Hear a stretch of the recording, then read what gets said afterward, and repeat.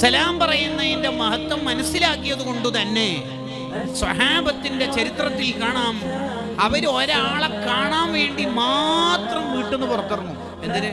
പുതിയ ഒരാളെ കണ്ട ഒരു സലാം പറയാൻ ചാൻസ് കിട്ടുമല്ലോ.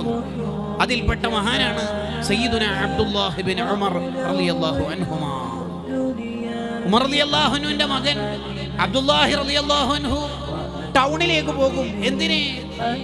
സാധനങ്ങൾ വാങ്ങാനും പർച്ചേസ് ചെയ്യാനൊന്നും അല്ല, ഒരാളെ പുതുതായി കാണാൻ. ടൗണിലെത്തിയ കുറെ ആളെ കാണാലോ, കുറെ പേരോട് സലാം പറയാലോ.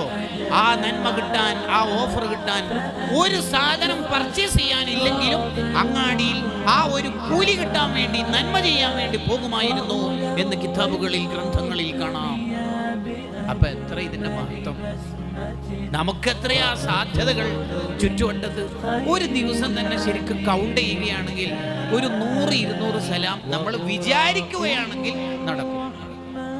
ഉദാഹരണത്തിന് ഞാനിപ്പോ പ്രസംഗത്തിന്റെ തുടക്കത്തിൽ അസ്സലാമു അലൈക്കും പറഞ്ഞാൽ ആണുങ്ങൾ 100, സ്ത്രീകൾ 200, ഇന്നത്തെ 300 ആയില്ലേ? എത്ര ഒരു ഓഫറാണത്! ചില്ലറ കാര്യമാണത്. നമുക്ക് എത്രായിരം ആൾക്കാരെ കണ്ടുമുട്ടാനുള്ള സാധ്യതകളുണ്ട്. ഇനി അങ്ങോട്ട് നമ്മുടെ ജീവിതത്തിൽ ശ്രദ്ധിക്കേണ്ട കാര്യം, ഒരു മുഅ്മിനെ കണ്ടുമുട്ടി സലാം പറയാനുള്ള സാധ്യത, ചാൻസ് കിട്ടി, എന്നിട്ട് മിസ്സാക്കുക എന്ന് പറയുന്നത് നമ്മളിൽ നിന്ന് ഉണ്ടാവരുത്. സ്വർഗത്തിലേക്ക് പോവാനുള്ള അമലായി നബി സല്ലല്ലാഹു അലൈഹി വസല്ലം തങ്ങൾ പഠിപ്പിച്ച ഒരു നന്മയാണ് എന്നുള്ളത് നമ്മുടെ ഹൃദയത്തിൽ കുത്തി. ശരിക്കും സ്വർഗത്തിലേക്ക് പ്രവേശിക്കാൻ ഒരുപാട് നന്മകളുണ്ട്. നിസ്കാരം അതിനാണ് നമ്മൾ നിർവഹിക്കുന്നത്. നോമ്പ് അതിന്റെ ഒരു താല്പര്യത്തിലാണ്. സക്കാത്ത് കൊടുക്കുന്നത് അങ്ങനെ തന്നെ, ഹജ്ജും അങ്ങനെ തന്നെ അല്ലേ?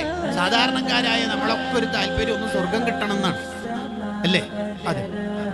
പക്ഷെ ഇതിലേറ്റവും എളുപ്പമായ കാര്യം, സ്വർഗത്തിലെത്താൻ ഏറ്റവും എളുപ്പമുള്ള കാര്യം സലാം പറയലാണെന്ന് മഹാന്മാര് പറയുന്നു.